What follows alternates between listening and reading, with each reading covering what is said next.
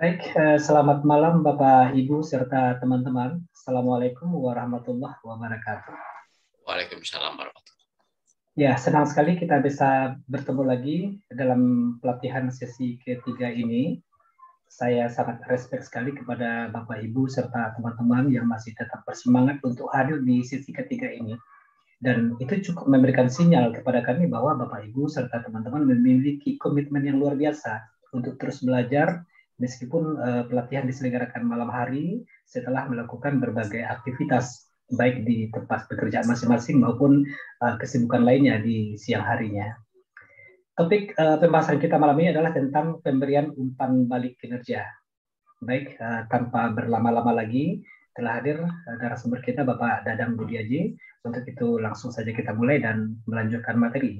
Kepada Bapak Dadang, dipersilakan. Baik, terima kasih Pak Hafiz. Ya, Bapak Ibu, Assalamualaikum warahmatullahi wabarakatuh. Selamat malam. Semoga kita senantiasa diberi kesehatan dan kesempatan untuk melakukan banyak hal yang positif. Termasuk diantaranya belajar tiada henti, sekalipun malam hari, gitu ya. Sekalipun dengan durasi hanya 2 jam, gitu ya. Kita udah ada di pertengahan ini. Dari 5 sesi, kita sudah masuk ke sesi 3. Jadi yang pertama kemarin itu kita bicara merumuskan indikator kinerja, khususnya individu ya, yang kita turunkan dari indikator kinerja tingkat organisasi, kemudian diturunkan ke tingkat departemen, sampai ke tingkat individu. Ya. Setelah kita merumuskan indikator itu, kita masuk kepada mulai kita memonitor, ya, melakukan pengawasan melekat, mendampingi atau mengawal ya tim kita. Dan itu bisa dilakukan melalui apakah pertemuan rutin, bisa bulanan, bisa triwulanan. Ya. Ada juga yang makin rapat lagi deh, kalau di lapangan itu bisa aja ada rapat mingguan sebenarnya gitu ya untuk evaluasi. Ya. Dan salah satu ya kelanjutan atau konsekuensi dari monitoring itu adalah kita perlu memberi feedback, umpan balik. Ya. Kan sebenarnya kalau lihat skema yang kemarin itu, pada saat orang kerja melakukan upaya pencapaian sasaran itu, hanya ada 2 kemungkinan mengenai pencapaian itu. Pertama, high performance, prestasinya tercapai bahkan terlampaui begitu. Satu lagi low performance. Ya. Nah, 2 hal inilah yang memang kita harus ada feedbacknya. Nah, jadi di sesi ketiga ini kita akan bicara bagaimana kita memberi umpan balik, gitu ya. Dan seperti yang mudah ya umpan balik itu, tapi kenyataannya memang banyak juga bahkan para atasan yang kayaknya kurang merasa nyaman memberi feedback. Jadi yang namanya menegur, memberi feedback kepada bawahan itu ada yang belum terbiasa, bahkan dianggapnya sebagai suatu beban, gitu ya. Padahal kalau itu nggak dilakukan, jadi kita nggak tahu, ya, atau nggak bisa melakukan perbaikan-perbaikan. Begitupun halnya sebagai bawahan, kadang-kadang mentalitasnya itu belum siap untuk menerima feedback. Gitu. Jadi kadang formulir itu diisi secara formalitas saja. Mungkin saja pertemuannya nggak dilakukan, mungkin gitu ya, pertemuannya nggak dilakukan. Ya, yang penting diisi aja gitu ya, seolah-olah gitu, seolah-olah itu sudah dilakukan, padahal tidak. Gitu ya. Nah, kalau sudah di lapangan terjadinya seperti itu, maka proses manajemen kinerja yang udah kita capek-capek susun aturan mainnya, prosedurnya itu jadi tidak mencapai yang diharapkan, useless, sia-sia. Ya. Nah, itu kita mau bicara soal ini ya. Dan saya sudah kirim 3 file. File yang pertama itu adalah untuk poin-poin presentasinya. Yang berikutnya adalah contoh.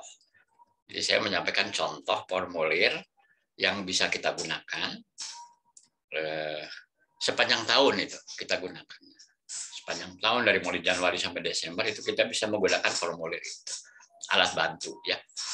Nah, tentu formulir yang saya berikan itu sebagai contoh itu mungkin tidak ideal atau ada hal-hal yang belum memenuhi kebutuhan tempat Anda bekerja, itu tinggal dimodifikasi saja.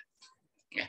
Bisa saja kan formulir itu terlalu advance bisa, atau terlalu rendah, itu ya, harus di-upgrade lagi kontennya, ya, item-itemnya, itu silahkan saja ya kita melakukan perbaikan-perbaikan.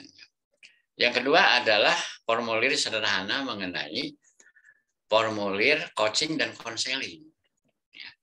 Sebagaimana kita tahu, ya, ini kaitan dengan presentasi saya pada sesi pertama. Coaching konseling itu diberikan sebagai treatment untuk tim kita yang kondisinya itu low performance, ya kan? Low performance. Kalau high performance, ya treatmentnya bukan coaching dan konseling, tapi recognition. Ya, pengakuan, apresiasi, ya, itu bisa berbentuk apresiasi atau pengakuan finansial maupun non finansial. Ya, oke, saya mau sharing dulu ya, atau kalau mau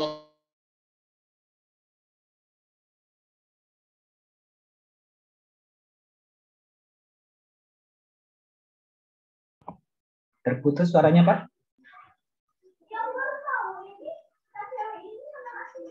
belum ada. Oh, sudah. Gimana? Tadi sempat terputus suaranya. Oh, terputus ya. Sekarang udah enggak ya? Sudah.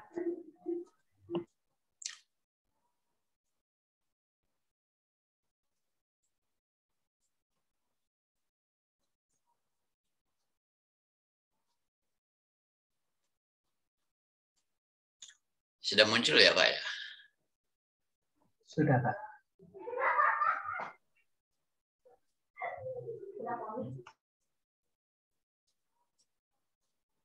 Nah,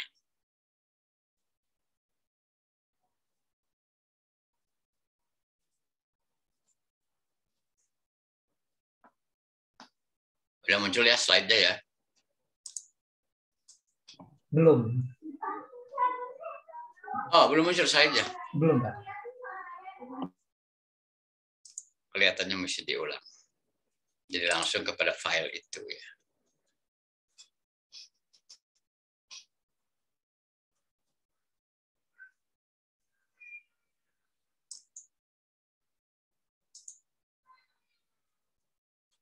Nah, ini sudah. Ini sudah ya. Nah, ini kita bagaimana mengelola proses pemberian umpan balik kinerja individu ya, atau feedback. Ini kalau di dalam SKKMI ini di dalam registernya masuk dalam kode unit kompetensi nomor urut 28 sebenarnya. Jadi nomor urutnya itu yang di sini nih, nomor urut 28. Ya. Kita mulai dengan gambar besarnya dulu ya. Dan ini diambil dari kriteria unjuk kerja ya, dan elemen-elemen kompetensi yang ada di dalam SKKMI tersebut. Ini sudah saya kasih nomor urut ya, dan flow-nya kurang lebih seperti ini. Jadi yang pertama itu, ini garis startnya ya di kotak yang orange ini. Panduan coaching dan konseling disosialisasikan. Jadi kita harus mulai dengan membuat suatu panduan ya. Ya semacam apa ya, prosedur ya. Prosedur atau kalau yang lebih teknis barangkali instruksi kerja gitu ya. Panduan aja. Jadi kalau kita mau memberikan coaching dan konseling itu langkah-langkahnya seperti apa. Ini sosialisasikan. Ini supaya apa? Supaya ada keseragaman ya, perlakuan. Karena tiap orang tuh kadang kalau memberi feedback itu ya gayanya beda-beda gitu ya. Ada yang gaya demokratis, ada yang gaya otoriter gitu ya. Ya macam-macam gitu. Ini melekat dengan gaya memimpin orang gitu ya. Ya sebenarnya bukan nggak boleh masing-masing punya gaya yang khas gitu, tetapi mungkin ada beberapa pakem dasar yang memang semuanya harus ikut gitu, tahap-tahapnya, dan nanti juga tercermin di dalam dokumentasinya ya. Formulir apa yang harus dipakai dan apa saja yang harus diisi di situ. Kemudian yang kedua ya, setelah kita mensosialisasikan panduan coaching dan konseling itu, jadwal pelaksanaan coaching dan konseling diumumkan kepada seluruh pekerja ya. Ya, sebenarnya coaching dan konseling itu tidak berarti seluruh karyawan harus ikut, ya. Ya mungkin hanya beberapa saja yang memang memerlukan coaching dan konseling, tapi artinya sebaiknya memang jadwalnya ada, gitu. Kapan jadwalnya? Ya. Ya itu sebenarnya bisa juga diatur secara internal di departemen masing-masing, misalnya manajernya menyediakan waktu kapan. Apakah misalnya setiap Jumat sore gitu misalnya, ya. Nah, dan yang dipanggil saja tentu ya, tidak semua. Ya kebayang kalau Anda punya anak buah 20 mesti di coaching dan konseling semua. Enggak juga kan. Tapi kalau feedback ya pasti. Dan yang memberi feedback itu kan atasan langsung, ya. Jadi berjenjang, ya. Tidak berarti kalau misalnya saya di departemen saya ada 200 orang, terus 200-200-nya saya yang ketemu mereka, kan nggak mungkin. Jadi berjenjang. Jadi di bawah saya pun ada manajer, di bawahnya lagi ada supervisor, ya itu berjenjang, gitu ya, secara apa ya, istilahnya secara cascading, gitu ya. Kemudian masuk ke tahap 3.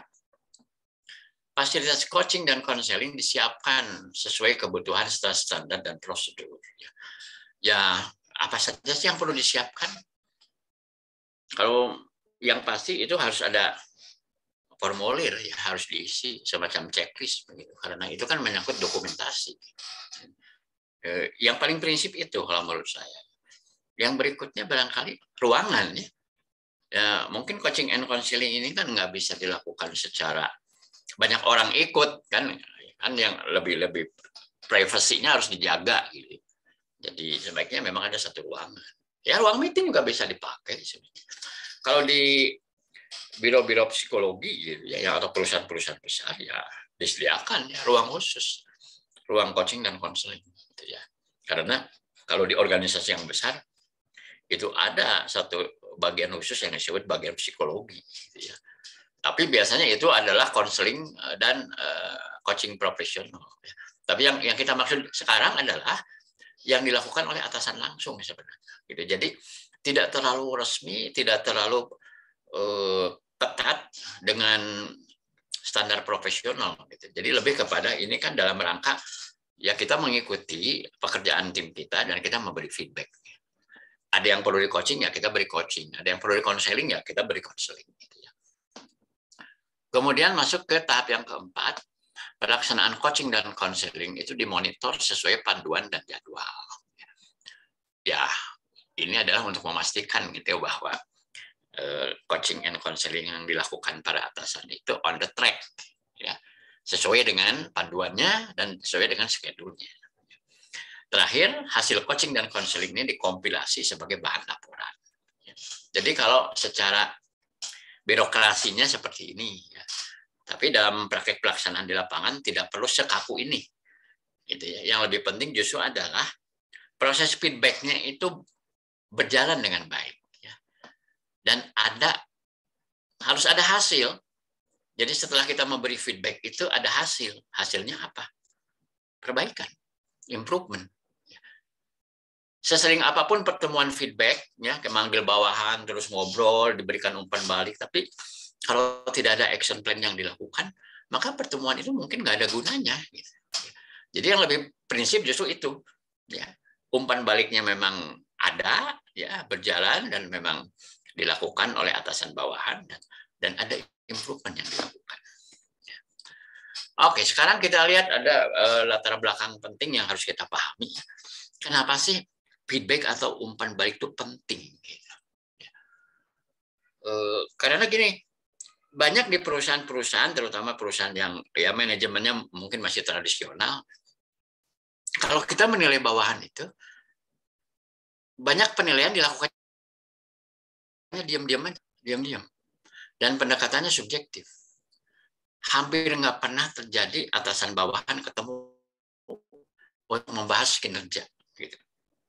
Dan benar-benar itu tidak dibiasakan. Maka jangan heran pada saat kita punya prosedur baru misalnya, bahwa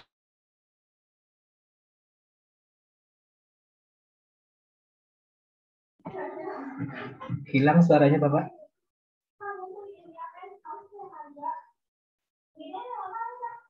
Halo Pak Dadang.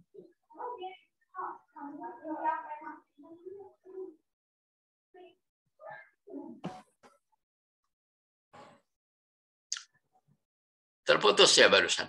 Iya, betul. Oke, saya masuk lagi ke file yang tadi.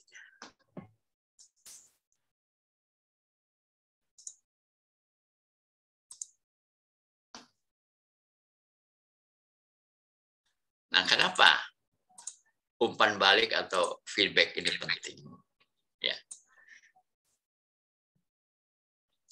Umpan balik yang berkelanjutan oleh manajer atau atasan sangat terkait dengan efektivitas manajemen kinerja. Nah, jadi kalau kita ingin pengelolaan kinerja ini efektif, maka salah satu syaratnya adalah umpan baliknya harus berjalan. Pertemuan feedbacknya harus berjalan. Kalau ini nggak dilakukan, agak sulit itu, agak sulit untuk menjadikan pengelolaan kinerja ini efektif. Ya. Seperti yang dinyatakan oleh para peneliti, hasilnya sangat menyarankan bahwa organisasi harus membangun umpan balik berkelanjutan ke dalam sistem mereka. Ya. Kita itu nggak akan tergugah ya untuk melakukan perbaikan kalau kita nggak pernah dikasih tahu. Ya, yang bagus dari diri kita apa, yang belum bagus apa, adem ayem begitu. Sering terjadi kalau situasinya begitu, maka nggak pernah ada perubahan, karena nggak pernah ada feedback. Makanya yang disebut apa ya, the voice of customer, ya, suara customer itu oleh para pelaku bisnis sebenarnya sangat diharapkan. Apa sih umpan baliknya dari customer terhadap bisnis kita itu, untuk bahan untuk perbaikan ke depan. Sehingga dapat dipastikan semua anggota tim menerima umpan balik yang membangun untuk mengembangkan dan meningkatkan kinerja. Jadi penting banget ya. Jadi malah pertaruhannya adalah gini, kalau feedback atau umpan balik ini tidak diselenggarakan, pertaruhannya adalah pengelolaan kinerjanya itu nggak efektif, ya. Nggak akan mencapai apa yang diharapkan. Ya. Nah, ada dua metode yang banyak digunakan setelah kita memberikan feedback atau pada saat feedback itu dilakukan. Pertama adalah coaching. Ya, tadi juga di dalam gambar besarnya memang disebutkan dua hal ya, dua teknik, yaitu teknik coaching dan teknik counseling. Nah, yang pertama adalah coaching. Apa sih coaching itu? Tapi sebelum ke sana,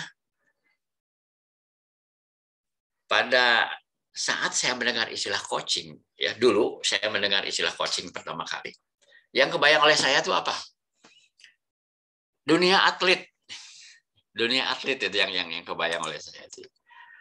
Dunia atlet. Jadi atlet yang sedang berlatih keahlian dia melaksanakan atau menjalankan cabang olahraga tertentu, dia itu di coach oleh seorang pelatih.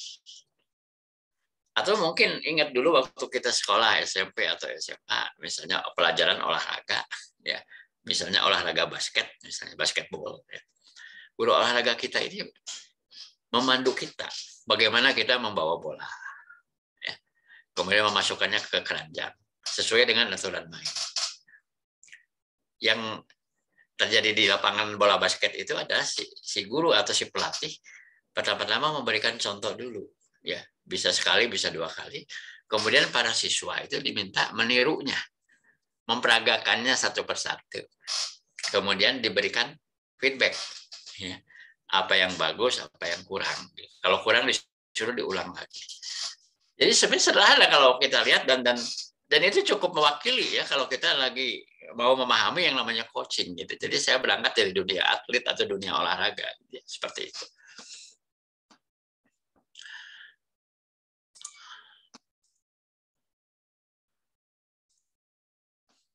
Oke, tapi suara saya jelas ya, bisa didengar ya? Bisa, Pak. Ya, oke. Coaching adalah pendekatan on the job pribadi. Jadi biasanya satu-satu, gitu ya. Bukan dikumpulin orangnya banyak, gitu. Biasanya satu-satu, ya. Untuk membantu orang mengembangkan keterampilan dan tingkat kompetensi mereka. Kebutuhan untuk pembinaan mungkin timbul dari tinjauan kinerja formal atau informal. Kalau tinjauan kinerja formal itu kan yang setahun sekali itu evaluasi. di akhir tahun. Kalau yang informal ya bisa saja dalam meeting mingguan atau meeting bulanan, ya, atau pada saat bertemu di lapangan, misalnya. Ya, bisa saja dilakukan itu secara informal. Tetapi peluang untuk pembinaan akan muncul selama aktivitas normal sehari-hari. Ya. Jadi sekalipun tadi di awal dikatakan itu ada scheduling coaching, konseling, sebenarnya perlu bisa tidak, gitu ya, scheduling gitu. Karena kan tidak bisa kita beranggapan bahwa semua karyawan harus dapat coaching dan konseling. Bukankah coaching dan konseling itu diperuntukkan untuk yang mengalami low performance? Ya kan? Kalau dia tidak mengalami low performance, artinya performance-nya justru baik-baik saja, malah sangat excellent, saya kira tidak memerlukan coaching dan konseling. Ya. Jadi hanya karyawan-karyawan yang kita nilai mengalami hambatan di dalam pencapaian kinerja, itu yang mungkin memerlukan coaching atau konseling. Dan itu bisa terjadi kapan aja sih. Saya ambil contoh begini, misalnya pada saat saya meninjau ke lapangan, katakanlah saya manajer produksi misalnya, saya kemudian turun ke pabrik, gitu, ngelihat proses kerja, ya apa yang terjadi. Tiba-tiba saya menemukan ada karyawan yang ternyata melakukan kesalahan, ya. Dan diduga itu karena dia memang tidak terampil, ya, belum menguasai SOP-nya. Bisa saja secara spontan saya kemudian memberikan feedback dan memberikan coaching saat itu. Bisa. Itu yang dimaksud bahwa sebenarnya pembinaan atau coaching ini kan bisa muncul aja selama dalam aktivitas normal sehari-hari. Tidak selalu secara formal dijadwalkan begitu ya. Jadi di dalam aktivitas dan relasi sosial sehari-hari itu bisa terjadi. Setiap kali seorang manajer mendelegasikan tugas baru kepada seseorang, kesempatan pelatihan dibuat untuk membantu individu tersebut mempelajari keterampilan atau teknik baru yang diperlukan untuk menyelesaikan pekerjaan. Jadi memang konsekuensi. Kita kalau punya anak buah baru, karyawan baru, maka pasti selalu ini. Ya, PR pertamanya kita harus melatih mereka, memberikan coaching kepada mereka. Begitu. Setiap kali seorang manajer memberikan umpan balik kepada seorang individu setelah tugas diselesaikan, ada peluang untuk membantu individu tersebut melakukan yang lebih baik di lain waktu. Jadi di sini isu pentingnya adalah improvement, perbaikan ke depan. Besok-besok yang salah itu jadi tidak ada lagi yang salah. Besok-besok yang hasilnya belum memuaskan itu bisa menjadi memuaskan. Salah satunya adalah dengan kita memberikan feedback dan memberikan coaching. Jadi saya melihat bahwa feedback dan coaching ini suatu keniscayaan ya, di dalam pendayagunaan sumber daya manusia, terutama yang dilakukan oleh seorang atasan langsung. Nah, kemudian kita masuk kepada konseling ya. Kita lihat sebenarnya bedanya apa coaching dan konseling ini. Ya. Dan kenapa ini diangkat ya coaching dan konseling? Selain karena memang muncul dalam SKKNI, sebenarnya sebelum ada SKK ini pun di tempat kami, waktu kami menerapkan performance management, ini sampai ada workshop 2 hari. Ya. Sampai workshop 2 hari untuk mengajarkan kepada karyawan kami, terutama para atasan, para manajer, tentang teknik coaching dan konseling. Karena ternyata menjalankan manajemen kinerja itu tidak cukup hanya sekedar bikin SOP, membuat formulir, membuat prosedur, itu nggak cukup. Justru rohnya itu di sini sebenarnya, di dalam dialog kinerja ini, ya, di antaranya melalui mekanisme dan teknik coaching dan konseling. Coba kita lihat sekarang konseling itu apa bedanya dengan coaching. Konseling adalah proses komunikasi yang memungkinkan orang untuk mendiskusikan masalah mereka dan perasaan sulit yang mereka hadapi dalam lingkungan yang aman dan rahasia. Jadi memang kalau konseling itu kelihatannya harus lebih privasinya harus lebih dijaga. Karena kadang menyangkut rahasia-rahasia dirinya sendiri maupun orang lain. Bahkan mungkin menyangkut rahasia perusahaan. Ya. Jadi di dalam proses konseling itu kadang-kadang tidak bisa dihindari. Kita ketemu hal-hal yang sensitif. Bisa saja menyangkut rahasia rumah tangga seseorang. Ya. bagaimana dia punya situasi hubungan dengan pasangannya. Itu bisa ke sana lagi kadang-kadang. Tidak selalu bahwa kemudian konteksnya itu hanya di tempat kerja. Kadang bisa sampai ke rumah, ya, ke pasangan, ke anak, ke orang tua, ya, atau pergaulan di luar. Ya. Kadang di dalam dialog konseling itu, makanya di sini dikatakan harus dalam lingkungan yang aman dan rahasia.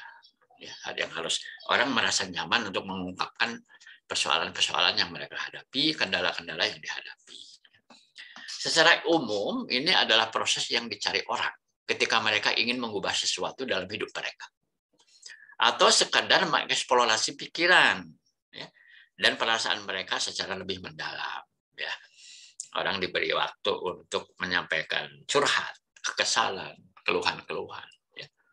Dan banyak orang yang tidak punya kesempatan untuk itu. Ya. Sehingga kemudian dia menderita sendiri. Ya. Timbullah yang namanya stres, bahkan mengalami depresi. Begitu. Ya. Dalam konteks manajemen kinerja, konseling adalah proses umpan balik dan treatment atas masalah non-kompetensi. Nah, ini tolong digarisbawahi. Jadi konseling itu masalahnya yang digarap bukan masalah kompetensi, tapi non-kompetensi. Ini berbeda dengan coaching. Kalau coaching itu masalah kompetensi, ya, masalah kemampuan kerja. Kalau konseling itu masalah non-kompetensi. Bisa masalah apa? Misalnya masalah attitude, misalnya masalah mindset, masalah nilai-nilai yang mereka sikap kerja, ya, atau persoalan-persoalan pribadi yang mengganggu pekerjaan. Ya. Jadi di sini di garis miringnya masalah perilaku, ya, non kompetensi atau masalah perilaku yang menjadi kendala tercapainya kinerja yang diharapkan dari seorang karyawan. Nah, itulah perbedaannya. Saya biasanya menyampaikan satu statement yang sederhana tuh begini. Karyawan itu kan sebenarnya yang ideal itu adalah yang mampu dan mau. Nah, yang mampu dan mau. Ya, dalam sebutan yang lain adalah yang kompeten dan berkomitmen. Yang berkompeten dan berkomitmen. Kalau seorang karyawan kurang mampu atau kurang kompeten, ya, maka solusinya adalah bisa training, bisa coaching. Ya, karena ada kemiripan gitu, ya, antara training dengan coaching. Tapi kalau persoalannya dia kurang berkomitmen, ya, punya masalah-masalah lain di luar kompetensi, maka treatmentnya adalah konseling, gitu ya. Karena kita ingin membentuk karyawan yang mampu dan mau. Mau itu kan sebenarnya masalah motivasi. Ya. Kalau motivasinya terganggu, mungkin dia punya satu problem, ya, yang perlu orang lain memfasilitasi dia bisa selesaikan masalah dia itu. Ya. Nah, ini kurang lebih lah kalau dibikin satu tabel tentang pembeda, ya, antara coaching dan konseling.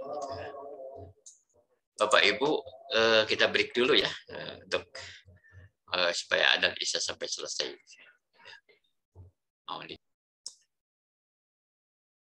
Ya, kita lanjutkan. Kita sudah sampai di slide ini. Coaching versus counseling. Ya. Apa perbedaannya? Ya. Yang di kolom pertama, coaching itu digunakan bila, nah, sedangkan di yang kanan itu konseling digunakan bila bagaimana. Jadi coaching digunakan apabila yang pertama itu adalah mengajarkan, teaching a new job skill, bahwa kita mau mengajarkan satu keterampilan kerja yang baru. Kita menggunakan coaching. Sedangkan konseling itu digunakan pada saat karyawan memiliki konflik dengan teman kerja. Ya, misalnya konflik dengan teman kerja. Ya. Kemudian yang kedua, coaching digunakan apabila seorang karyawan itu dia itu karyawan baru, ya, di dalam grup atau departemennya, sehingga dia perlu adaptasi, perlu orientasi, ya, supaya dia memahami, ya, paling tidak prosedur kerja, tugas-tugas, dan peranan yang diharapkan. Yang berikutnya pembedaannya dengan konseling adalah konseling digunakan apabila ya, ada satu persoalan performance yang ya disebutnya di sini persisten. Jadi kok ini ada terus masalah itu ya, persistent performance problem itu ada, eksis. Kalau sekali-kali mungkin nggak perlu ya. Ya misalnya nih kalau kaitan dengan kedisiplinan misalnya, gitu. Sering banget dia itu bolos, sering banget dia itu terlambat, sering banget dia itu telat dalam menyerahkan hasil kerja. Itu kan persisten, ya, ada terus. Berarti ini nggak dianggap kebetulan, gitu. Jadi harus memerlukan satu perhatian khusus.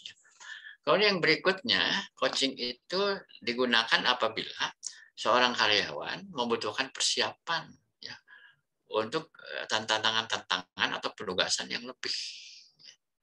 Kalau dia dikasih tugas yang lebih berat dari sebelumnya, kemudian tingkat kesulitan pekerjaannya bertambah, dia itu perlu dipersiapkan. Dia perlu mempersiapkan. Ya. Dan kita pun sebagai atasannya harus memastikan karyawan kita, bawahan kita itu siap. Maka kita melakukan coaching. Kemudian yang berikutnya, pembeda dengan konseling adalah konseling digunakan apabila seorang karyawan memiliki masalah perilaku yang terkait dengan pekerjaan. Ya, di sini disebutnya has job-related behavior problems. Terkait dengan pekerjaan. Misalnya, seorang customer service yang tidak bisa dia memperlakukan customer-nya dengan baik. Ya, tata keramanya tidak bagus, kata-katanya kurang sopan. Itu kan masalah perilaku. Dan itu terkait dengan pekerjaan. Ya. Masa ya seorang customer service misalnya atau seorang wakil perusahaan yang ketemu pihak-pihak luar itu dia memiliki sikap yang kurang baik, tentu itu berisiko gitu bagi perusahaan. Ya. Kemudian terakhir ini pada baris terakhir, coaching itu digunakan apabila seorang karyawan perlu mengembangkan rasa percaya diri. Ya. Bisa saja sebenarnya sih dia udah mahir, tetapi ada hambatan di dalam rasa percaya dirinya, ya maka ini perlu ya, dilakukan coaching. Terakhir pembedaannya dengan konseling adalah konseling digunakan apabila seorang karyawan ya, memerlukan bantuan di dalam menetapkan prioritas. Ya. Ada karyawan-karyawan yang dia itu mengalami bias, kadang yang penting dianggap nggak penting, yang nggak penting dianggap penting. Ya. Sehingga terjadi satu kekacauan gitu ya, di dalam pelaksanaan pekerjaan mereka. Nah ini diantara pembedaannya ya. Kalau lebih spesifik lagi, pembedaan antara coaching dan konseling ya. Sekalipun kalau secara umum adalah kalau itu masalah kompetensi ya maka yang bisa kita pakai coaching. Tapi kalau itu masalah non kompetensi maka yang kita pakai adalah teknik konseling ya. Nah coba kita lihat di sini. Bedanya manajer dengan coach gitu ya. Kalau manajer itu katanya direktif, mengarahkan ya. Fokusnya kepada solusi ya. Menentukan masalah dan rencananya ya. Dan kemudian dia mengamati betul loh pekerjaan daripada employee ini. Ini typical manager gitu ya. Nah, tetapi kalau dia juga harus berperan sebagai coach, ini nggak cukup ya. Karena ini adalah fungsi manajer. Kalau manajer itu kan lebih menekankan kepada membuat sistem, melaksanakan sistem, dan memonitor hasil. Jadi lebih kepada kontrol dan monitor. Tapi kalau dia harus berperan sebagai coach itu maka tambah ya, karakteristik dia itu sebagai manajer itu kalau dia harus juga berperan sebagai coach ya. Maka bukan direktif tapi konsultatif. Lebih banyak bicara, ngobrol, bukan cuma memberi perintah. Kalau direktif kan memberi perintah. Tapi kalau konsultatif itu ada dialog gitu ya. Kalau si manajer ini fokus pada solusi, coach itu fokus kepada karyawannya. Bukan kepada sekedar solusi. Kemudian kalau manajer itu menentukan masalah dan rencana, ya. Tapi kalau coach itu employee determines. Jadi berpusatnya ke karyawan, bukan berpusat kepada atasan. Ya. Jadi karyawan lah yang menentukan masalahnya apa. Dia sendiri yang menentukan masalahnya apa dan rencananya apa. Ya. Terakhir adalah ya, kalau ini adalah mengawasi, mengontrol, ya, coach itu lebih kepada mendukung, ya, mendukung pekerjaan dari bawahannya. Ya. Idealnya sebenarnya ini harus digabungkan dalam satu diri seorang atasan, seorang manajer itu dua-duanya ada. Ya. Fungsi sebagai manajer dan juga sebagai coach, dua-duanya harus ada. Dan ini penting kalau kita mau melaksanakan performance management system. Seandainya manajer-manajer itu belum memiliki kapasitas sebagai coach, itu biasanya akan menjadi hambatan, akan menjadi kendala. Coaching harus memberikan motivasi, struktur, dan umpan balik yang efektif. Jika manajer memiliki keterampilan dan komitmen yang dibutuhkan. Sebagai coach, manajer percaya bahwa orang dapat berhasil, bahwa mereka dapat berkontribusi pada kesuksesan mereka, dan bahwa mereka dapat mengidentifikasi apa yang perlu dilakukan orang untuk meningkatkan kinerja mereka. Mereka harus melihat manajemen kinerja sebagai proses yang memungkinkan dan memberdayakan, yang berfokus pada persyaratan pembelajaran. Ya. Jadi poin pentingnya adalah adanya pembelajaran. Ya. Ini berbeda ya, kalau tadi manajer sebagai coach, sekarang adalah manajer sebagai konselor. Ya, memang betul kalau secara profesional, konselor itu kan suatu profesi yang harus memiliki brevet keahlian atau sertifikat kompetensi. Ya. Dan sebagian besar itu adalah psikolog sebenarnya. Namun pengertian di sini konselor itu ada dalam konteks sebagai atasan. Ya. Jadi bukan sebagai profesional konselor gitu ya. Tapi fungsi konseling yang dilakukan oleh atasan langsung. Bahkan sebenarnya begini loh, sebagai orang tua misalnya. Orang tua itu harus bisa menjadi coach dan konselor untuk anak-anaknya. Atau sebagai kakak harus bisa menjadi coach dan konselor untuk adik-adiknya. Gitu, ya. Jadi pengertian konselor di sini adalah dalam arti luas. Ya. Manajer perlu menerima bahwa karyawan dapat memiliki masalah di rumah yang dapat dibawa ke tempat kerja, yang mempengaruhi kinerja karyawan. Ya, itu nggak bisa dipungkiri. Mengidentifikasi mereka dan membantu karyawan ya, adalah cara yang lebih membantu untuk memastikan mereka bahagia di tempat kerja mereka. Ya. Manajer perlu berpikir tentang membantu karyawannya memperbaiki kinerja mereka dengan menawarkan dukungan dan menggunakan keterampilan konseling. Mendengarkan karyawan secara aktif dan menerapkan tindakan yang tepat untuk mendukung mereka secara keseluruhan akan meningkatkan kinerja karyawan serta memastikan mereka merasa dihargai. Ini juga berarti karyawan akan merasa didukung. Ya. Nah, itulah karakteristik manajer sebagai konselor. Ya. Ini referensinya. Nah, sebelum saya masuk kepada dua file berikutnya itu agak teknis karena bicara tentang ada alat bantu yang bisa kita pakai di dalam menjalankan proses manajemen kinerja ini. Saya keluar dulu di slide ini untuk barangkali Bapak Ibu ada yang mau ditanyakan atau dikomentari ya, ada punya satu hal yang perlu didiskusikan, silakan. Ya. Pak, saya Pak. Silakan, Malina, silakan. Pak, tadi kan sempat sebutkan tentang coaching dan training ada agak rada-rada mirip ya Pak ya. Ya. Nah, itu pembedanya di mana ya Pak kalau coaching dan training? Bisa dijelaskan ya Pak lebih lanjut lagi. Terima kasih Pak. Ya, training itu lebih terstruktur dan lebih formal. Training. Dan biasanya audiensnya lebih banyak kalau training itu. Ya. Ada juga yang menambahkan bahwa karakteristik training itu adalah lebih kepada melatihkan keterampilan baru. Ya, melatihkan keterampilan baru. Kalau coaching sih sebenarnya lebih kepada job related action, tindakan-tindakan yang berkaitan dengan pekerjaan. Jadi lebih mikro ya, coaching itu lebih mikro. Bahkan mungkin one by one. Ya, saya punya anak buah 3 orang misalnya. Kalau masalahnya mirip, mungkin 3-tiganya saya sekaligus berikan coaching. Tapi kalau itu spesifik, ya saya satu-satu. Karena persoalan kompetensi di antara 3 orang itu bisa saja beda. Ya. Sehingga saya men-treatment mereka juga dengan coachingnya dengan konten yang agak beda atau dengan metodologi yang agak berbeda. Ya, tapi sebenarnya dua-duanya beririsannya banyak ya. Irisan antara coaching dan training itu, irisannya yang tengah-tengah itu yang diarsir itu adalah mengenai perubahan kompetensi. Ya. Yang lainnya yang tidak diarsir adalah pertama dari sisi populasinya, kalau coaching lebih mikro, ya. Kalau training lebih makro, lebih banyak. Gitu. Dan ada suatu kurikulum. Dari awalnya ada kurikulum ya. Ya seperti sekarang kan ada kurikulum dan silabus gitu ya, trainingnya. Kalau coaching tidak terlalu menuntut kurikulum silabus ya, karena lebih banyak juga malah on the spot ya. On the spot.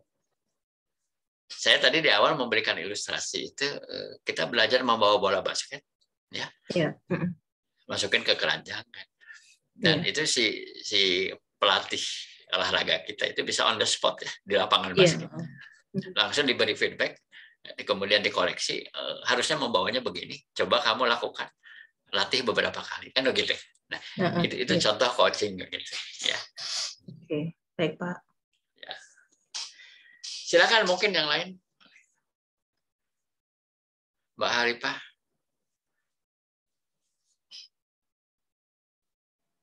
Belum Pak. Belum. Belum ya. Pak Doi gimana Pak Doi? Kalau Pak Soko mah belum ini, soalnya dia multitasking. Gimana Pak Doi, ada yang mau ditanyain nggak? Masih paham sih Pak. Ya, oke.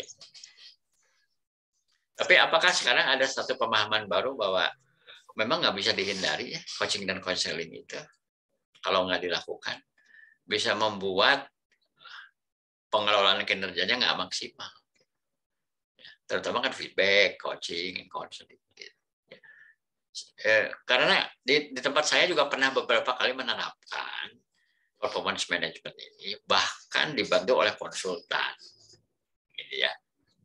Selalu paket daripada jasa mereka itu ada yang namanya workshop ini. Bukan hanya sekedar bikin prosedur, formulir, kemudian meeting menyusun KPI, enggak cuma itu. Ada sesi khusus bahwa semua atasan harus menguasai tools ini. Bagaimana mereka memberikan coaching dan counseling. Kalau enggak, maka itu formulir KPI yang udah capek-capek dibikin itu useless. Karena nggak diapa-apain. Nggak diobrolin, nggak di feedback gitu kan. Kebayang kan? Ya. Jadi ibarat apa barangkali ya? Ibarat dosen itu nggak pernah bisa menguji bawahannya dan memberi feedback, menguji mahasiswanya dan nggak memberi feedback, sehingga hasil belajarnya nggak maksimal. Ya. Baik, kalau belum ada, saya akan share untuk materi berikutnya. Saya akan mulai dengan ada contoh formulir ya. Formulir performance management. Ini cukup aplikatif, jadi kalau cocok kita bisa langsung dipakai. Kalau ada yang mau dimodif, silahkan aja dimodif.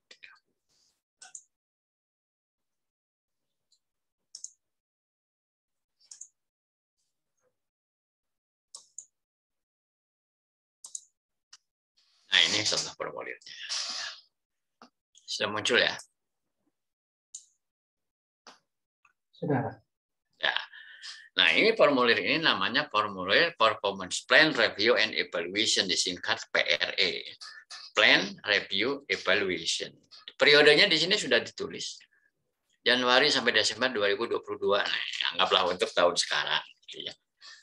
Nah, jadi ini harus sudah mulai diisi nih sekarang, nih, bulan ini. Ya, formulir ini. Plan Review and Evaluation. Nama karyawan siapa, nick-nya, ya standar lah, ini data ya.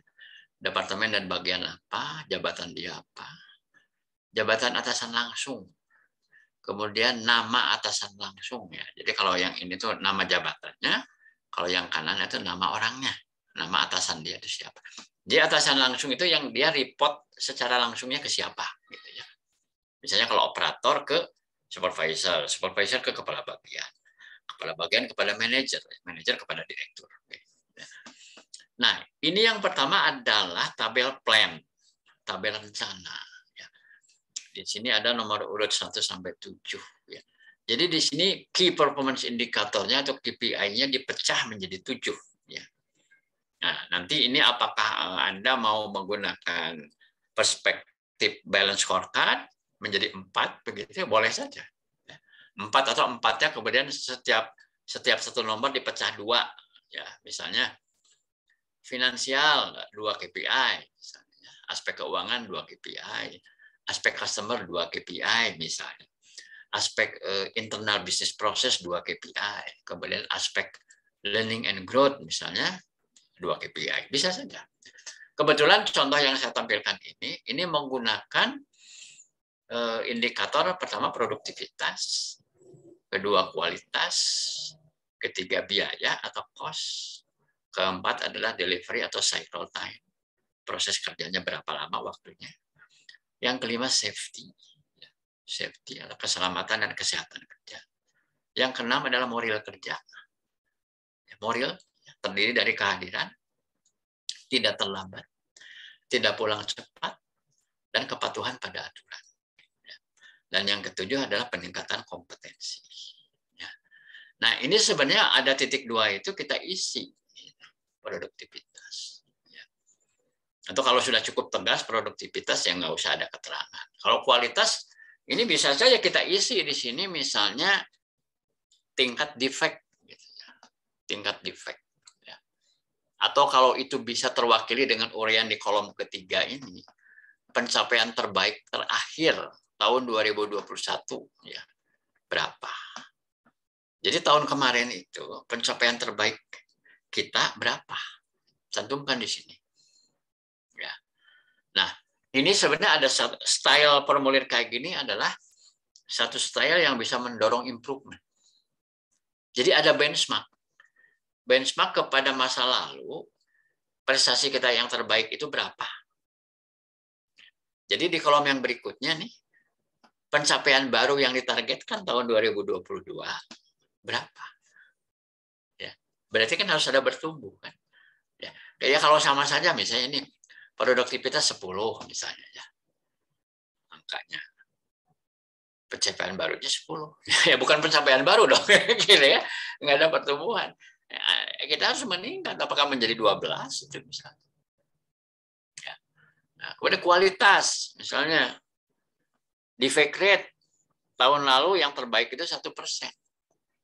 Kan kalau defect rate itu kan makin mendekati 0 makin bagus kan.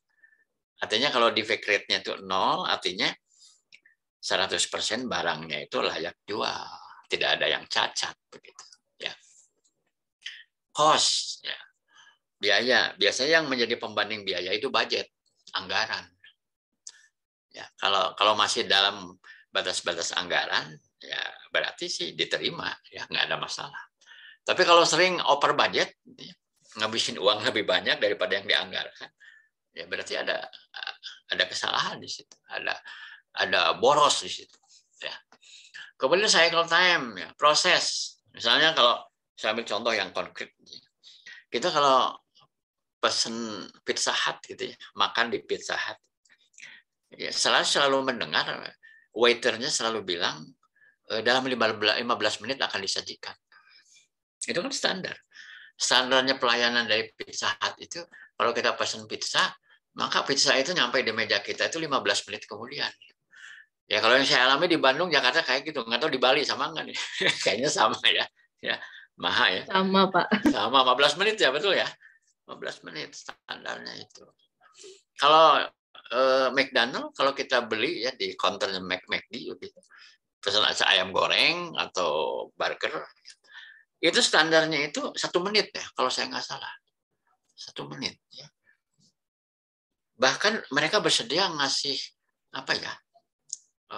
Kena penalti gitu. Kalau lewat dari 1 menit maka dia kena denda harus ngasih kita es krim gratis. Gitu. Hebat kan? Nah, itu satu contoh ya. Contoh cycle time ya, delivery time gitu ya. Ya, misalnya kalau di bidang rekrutmen misalnya. Kalau kita merekrut karyawan itu sebenarnya punya target waktu enggak sih? Paling lambat berapa hari kerja harus deliver kepada user. Ya, itu bisa masuk.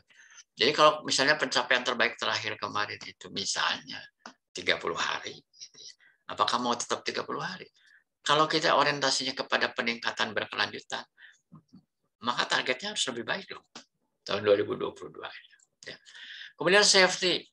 Safety itu kalau yang standar ya di dalam regulasi yang berlaku termasuk di kalangan Disnaker itu. Safety itu adalah terwakili performance-nya itu dari zero accident. Jadi selama 1 tahun misalnya tidak ada kecelakaan kerja. Dan ternyata definisi kecelakaan kerja menurut regulasi itu bukan berarti tidak ada kecelakaan sama sekali. Tetapi kecelakaan yang terjadi tidak mengakibatkan yang bersangkutan sampai tidak bisa masuk kerja. Jadi kalau hanya luka kecil, misalnya ya, lecet atau kena iris pisau dan dia hanya diobati sebentar dan bisa kerja lagi, itu nggak dihitung. Nggak dihitung. Kalau sampai hilang 1 hari, ya itu berarti dihitung. Gitu ya. Nah, itu saya baru tahu setelah saya ikut trainingnya tentang safety. Oh ternyata ngitungnya begitu gitu ya. Nah misalnya kemarin berapa kali terjadi kecelakaan? Oh ternyata ya kemarin itu tahun kemarin tuh misalnya terjadi 5 kali kecelakaan. Ya berarti belum menolong. Ya, 5 kali itu artinya yang mengakibatkan karyawan itu absen. Ya. Harus istirahat di rumah ya karena sakit. Ya. Nah pencapaian barunya berapa? 0 misalnya. Zero accident misalnya target baru. Nah kemudian moral kerja. Kehadiran. Berapa persen sih kehadirannya orang ini tuh? Apakah 100%? Ya. Cuma biasanya kalau cuti dikeluarin itu karena cuti itu kan hak ya. Cuti tahunan tuh hak dikeluarin ya.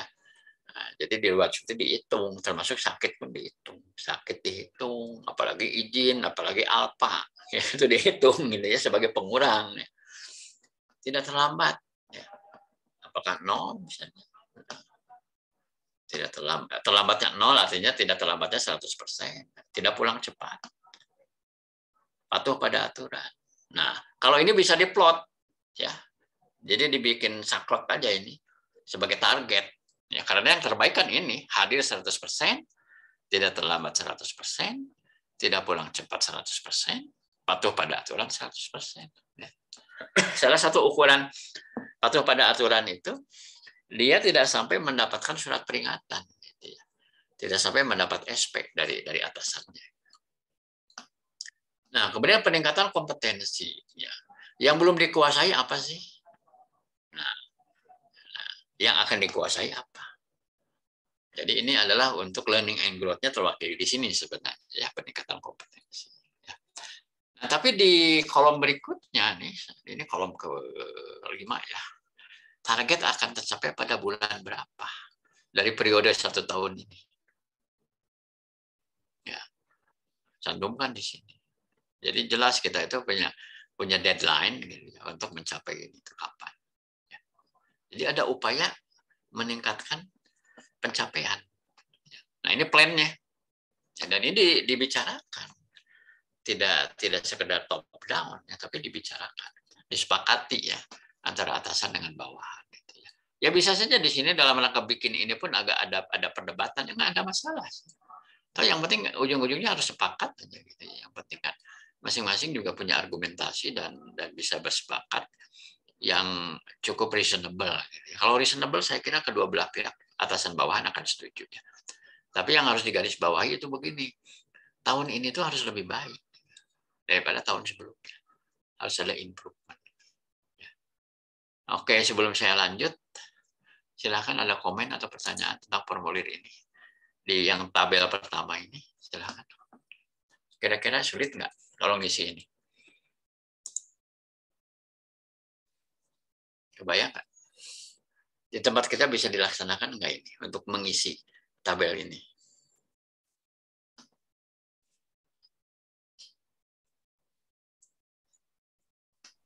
Susah ya Pak ya? Susah ya? Susahnya di mana, Mbak Haripah? Jadi harus umum banget gitu, jadi nggak ke spesifik ya Pak ya? Atau kita yang memang harus cari dulu spesifik, misalnya produktivitas, apa yang dinilaikan terhadap jabatan itu, Oh, misalnya. ya. Kayak Di gitu ya, sini Pak ya, kan maksudnya gitu ya. betul. Kalau produktivitas itu hanya judul di sini. Oh iya. Nanti kita bikin lebih tajam, lebih spesifik. Produktivitas apa? Oh iya. Misalnya nih, kami ini diproduksi di pabrik. Produktivitasnya misalnya adalah produksi celana jeans misalnya. Ya.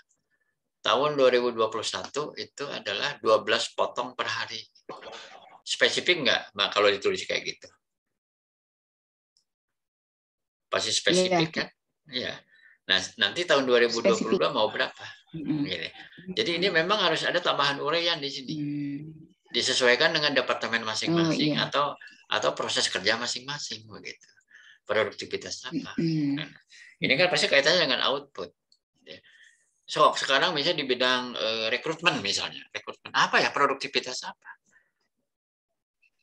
Bisa saja misalnya, saya punya psikolog, output mereka itu adalah laporan pemeriksaan psikologi.